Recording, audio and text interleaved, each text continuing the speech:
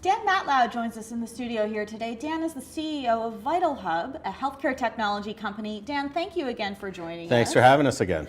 Remind our viewers, what is VitalHub's sort of main line of business? VitalHub is primarily focused in the healthcare software IT space. Our big focus to date has been in the mental health, community health practices, so electronic health records for community services and mental health-based organizations. So that's where we've been today. Mm-hmm. Now, when we look at your go-to-market strategy, what are some of your partners, and how are you acquiring those partners and those clients? The company to date's been is a combination of 5 different organizations. It's grown through primarily an M&A based strategy that we've embarked on a year ago. So it's 5 organizations that have come together. The 2 primary ones are a company called B Sharp and Hynex are the 2 main companies that we've acquired, and there's 3 other ones. There's VitalHub, that was the initial company, as well as a company called Roxy and Clarity today. So it's 5 acquisitions that have come together. Mm-hmm. And talk to us about some of those recent partnerships that you've had. You've just signed a 5-year deal with the Nova Scotia. Yeah, Nova Scotia is something that we're excited about in terms of the marketplace. So Nova Scotia, I guess a couple years ago, embarked on a journey to transform their organization. The organization that we're dealing with in Nova Scotia is the Department of Community Services. So those that provide community services for their clients.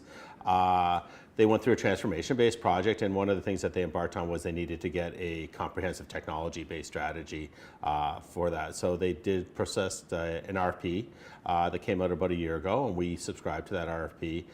We got shortlisted, and we won the business. So we're excited about that. We announced that just a few weeks ago into the marketplace, and our shareholders should be excited about that transaction. Mm-hmm, mm-hmm.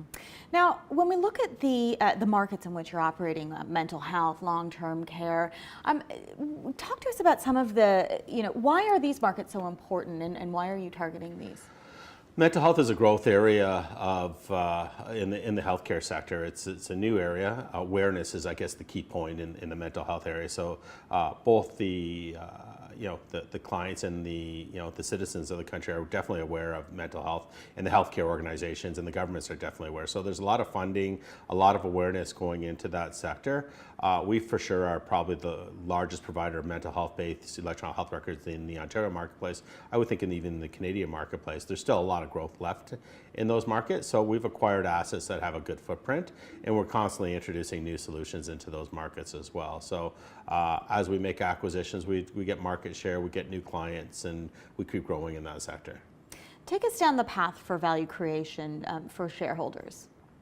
Value creation for shareholders, we're trading at a 16 to 17 cent level right now. I think a market cap of 20-something million. We're on a trajectory of 9 million for this year of revenue. So it's trading, just a little over 2 times revenue for a growth size company that's there. So the value creation is there, and we plan to grow. We plan to grow organically. Nova Scotia is probably not even put into those numbers. So Nova Scotia, upon full implementation, is a $20 million year over 10 years. We've publicized this $9 million year over 5 years, but it's going to ramp up to $2.5 million worth of recurring. So yeah, $2.5 million worth of recurring into our already 4.5 to 4.7 times contract value of our software recurring right now. That exponentially grows that particular market cap just on that one transaction.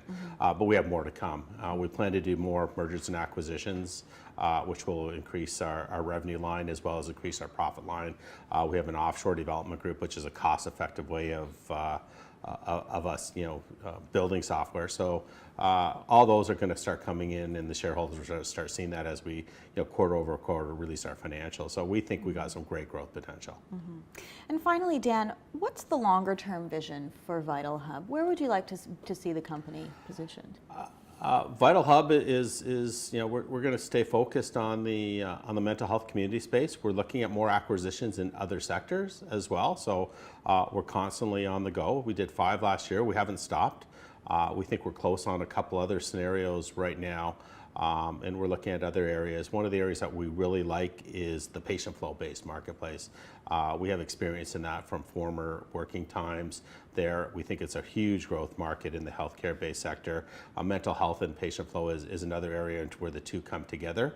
So we're looking at patient flow-based softwares.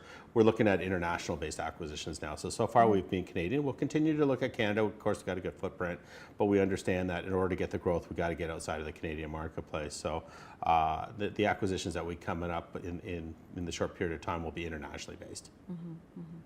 Dan, thank you so much for joining us today. Okay, thanks for having us, and we'll keep updating you as we keep moving along. Perfect. Thank you.